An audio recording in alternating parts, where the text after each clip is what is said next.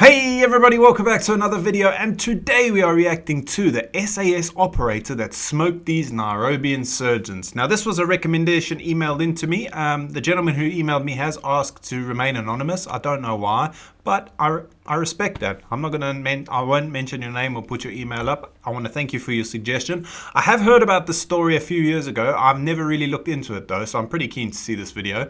If you guys have got any suggestions that you want me to react to or request, please feel free to email me. My email address is down in the description. Feel free. I love getting your emails.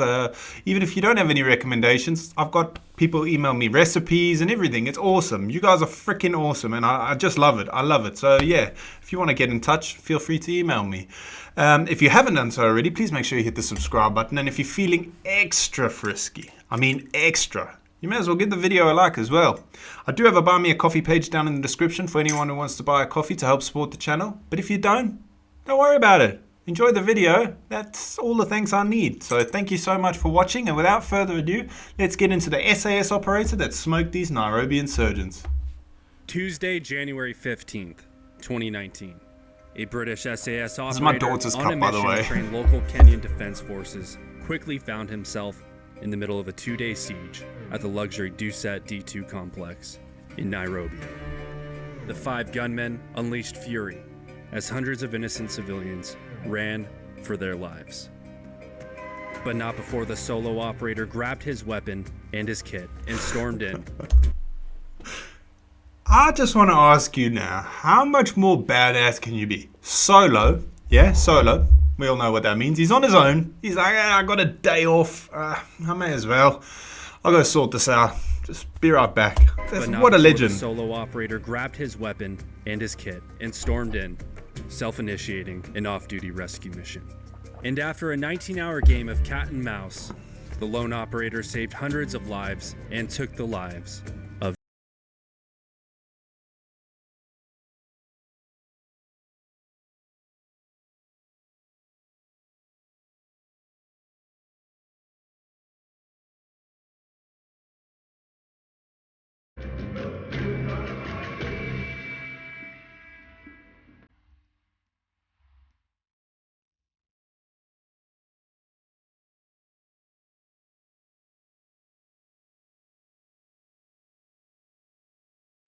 In 2019 alone, there were...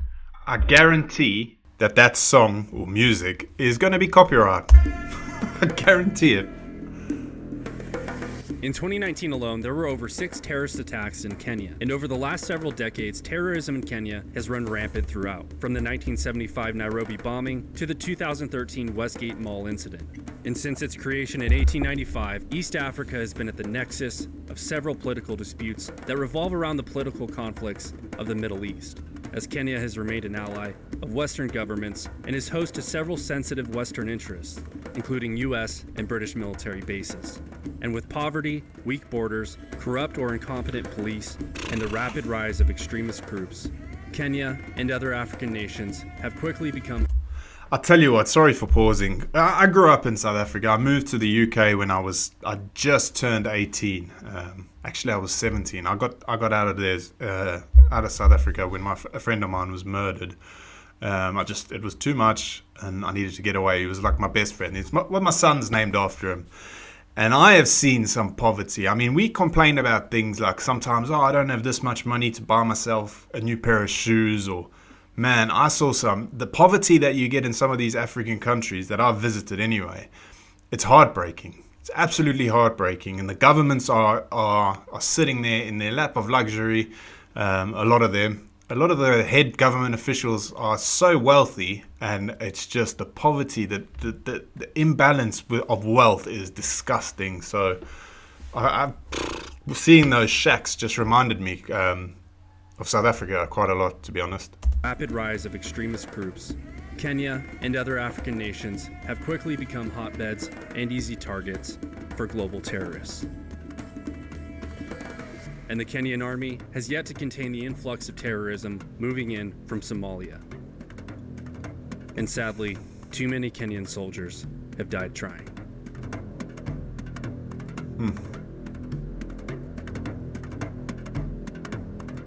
At the forefront of Kenya's counterterrorism efforts are the Kenyan Defense Forces' well-armed and well-trained Special Operations Forces. The Kenyan Special Operations Regiment, the 30th Special Forces Battalion, and the 40th Ranger Strike Force, who have all received their training from both U.S. and British Military Special Operations Command, such as the U.S. Army's highly capable Green Berets and the United Kingdom's ultra-secretive Special Air Service.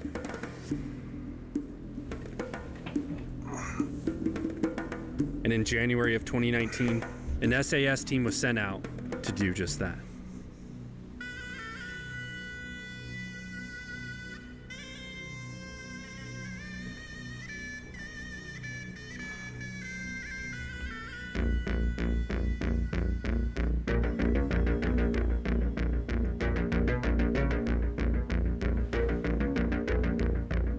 Amongst the SAS team was a team member by the name of Christian Craighead, a seasoned operator who first joined the British Army at 16 years old in 1992. He began his career as a junior paratrooper before coming of age and moving onward to the Paratrooper Regiment, which, for comparison to the United States, a British paratrooper is the same thing as an Army Ranger. After serving 3 years as a paratrooper, Craighead then joined the Pathfinders, which again, for U.S. comparison, it's like MARSOC. He deployed with the Pathfinders to Iraq during the 2003 invasion of Iraq, where he led reconnaissance missions. And around 9 years later, he attended and completed the SAS's notorious 6-month-long selection program and joined the SAS regiment. And in true SAS fashion, the rest of his history is lost and remains untold, as the ethics of the Special Air Service. It's like SEAL Team 6 and all that stuff as well from the States. These guys are like ghosts. It's insane. It's crazy. The rest of his history is lost and remains untold, as the ethics of the Special Air Service are true to form of the phrase, the quiet professionals. But the SAS's legendary exploits over the years have often superseded their efforts of secrecy. Oh yeah, that was the embassy one. I want to do that one. I want to react to that. I'll make a mental note. I've seen clips of that actually. Their exploits over the years have often superseded their efforts of secrecy. The end came with an assault on the building by the Army's Special Air Services Regiment, the SAS. And at the tip of their spear lies the 22nd SAS Regiment, the Special Air Services Tier 1 unit, of which Craighead belonged. And when his seemingly peaceful training mission in Kenya took an unpredictable turn, Craighead delivered the gunman an unpredictable turn of his own. And on the afternoon of January 19th, at approximately 3 p.m., at the 5-star Duset D2 hotel complex, as guests were having lunch and shopping around, 5 Kenyan nationals of non-Somali descent were moments away from executing a calculated attack. The terrorist cell had traveled to the complex from their home base located in Somalia. Armed with AK-47s, hand grenades, and an IED, the men staged outside of the complex. The 14 Riverside complex in its entirety is one of East Africa's largest and more upscale developments, consisting of banks, restaurants, executive offices, and the hotel itself. A stage with stark contrast to the barbaric attack that was soon to unfold. At approximately 3:30 p.m., one of the insurgents breaks off on his own and enters the complex, where he locates and fronts the outdoor patio of the lively lunchtime rush of the Secret Garden restaurant, shouting aloud in Swahili before committing to the first phase of the attack and blowing himself up. Oh, Jesus.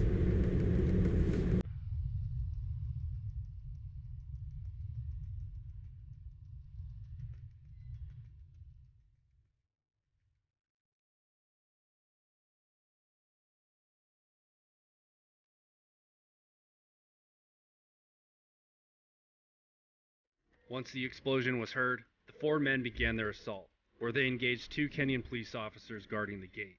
The men then threw hand grenades at 3 unattended parked cars, setting phase 2 of the attack into motion. 2 explosions to create panic and confusion. The 4 men then entered the complex and split up into 2 groups as they made their way to the first office block and began shooting and throwing grenades inside. And at this point, everyone is trying to escape and call for help by any means necessary.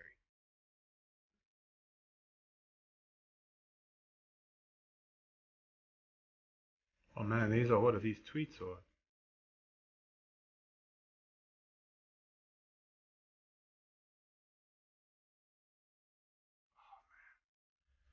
That must be so freaking scary. If I die, I love the Lord and believe I will go to heaven. Please tell my family I love them. Then I love you, Caleb, Mark, and Carol. I can't imagine the fear you must go through. I mean, I'm sure we've all had close calls before or near close calls, but nothing like that, isn't it? Like when someone's actually out to get you, it's... Oh, man. That would be like someone commented on my Medal of Honor video that we know what his last thought was, and that was of his family, and I completely agree, because that's all that matters, isn't it?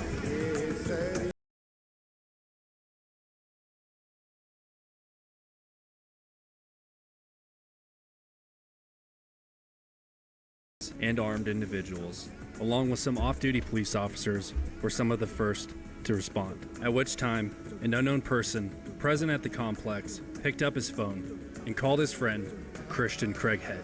He answered the phone and could hear the sound of gunfire coming from the background. The man requested for Craighead's assistance at the complex. He grabbed his gear and jumped in his truck, dodging in and out of traffic and arriving on scene only moments later. He had little to no intel on what was specifically taking place, but the sound of automatic gunfire was evident.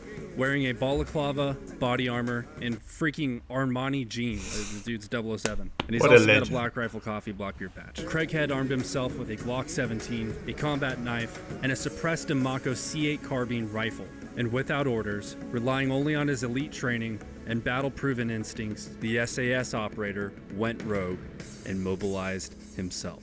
And just like that, Obi-Wan Nairobi was born. Obi-Wan Nairobi, what a name.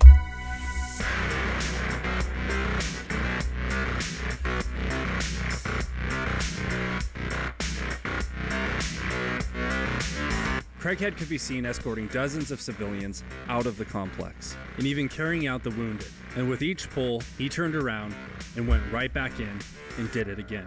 The locals were in awe of a masked foreigner who appeared to be single-handedly taking control of the situation wherever he could. Jesus. It wasn't long until reinforcements showed up. As police and other Kenyan forces responded to the scene, Kenyan soldiers and police established a perimeter around the complex. Craighead embedded with a group of the soldiers and moved through the complex to continue rescuing employees and guests who were still pinned down within. And footage from the event even shows him leaving those forces behind and taking matters into his own hands to directly engage the enemy. And while clearing buildings and sweeping the courtyards, Craighead located the terrorists and swiftly engaged the enemy, single-handedly killing 2 of them. Flippin' heck. If a man plays the fool, then it's only the fools he'll persuade, but appear to be the devil, and then all men will submit. Captain Blackbeard. Gunfire altogether had ceased, and authorities and Craighead alike began to clear the rest of the complex, as the actual number of attackers was unknown. So they blurred his face in the first, 9 minutes of the video, and now they show it. He assisted with coordinating logistics with local Kenyan authorities. Hold on, was that him? Hold on, was that him? He assisted with coordinating logistics with local Kenyan authorities, went room to room searching for remaining attackers, and provided remaining civilians with a safe escort to the outside perimeter of the complex. While it had been thought that the threat had been neutralized, after a few hours, gunfire and explosions were again heard in the early hours on January 16th. As Kenyan police located the remaining 2 gunmen in a hotel room, and after engaging the men, the Kenyan police apprehended the wounded suspects. And by 11:48 p.m., the Kenyan government announced that the 14 Riverside complex had officially been secured.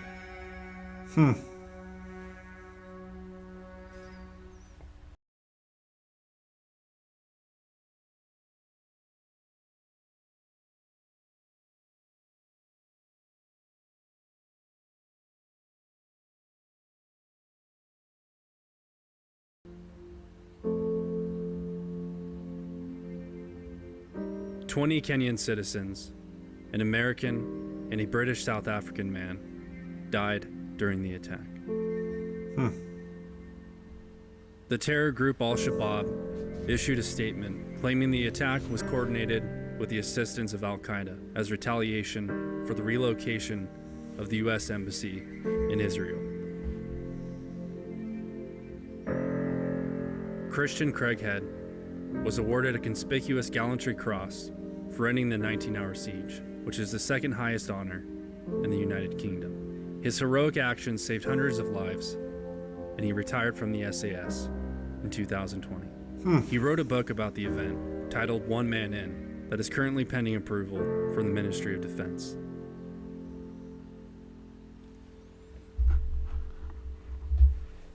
Hey guys, if you enjoyed this video, I'll tell you what, we need more people like him in the world, don't we? Jesus, he's like, just went in there on his own to begin with, and he just... I'll tell you what, those terrorists didn't plan on him turning up, did they? What a freaking machine he is.